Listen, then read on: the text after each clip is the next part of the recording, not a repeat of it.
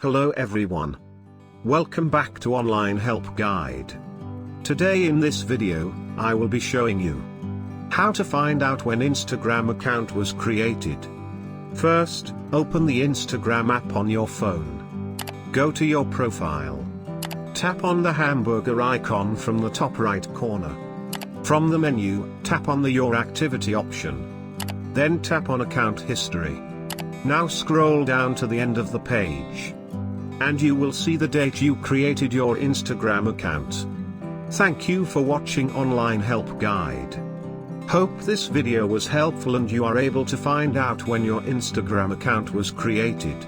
If you like our video, then don't forget to hit the like button on our video and comment down if you have any question or feedback. Also, if you are new to our channel, please subscribe and hit the bell icon to our channel.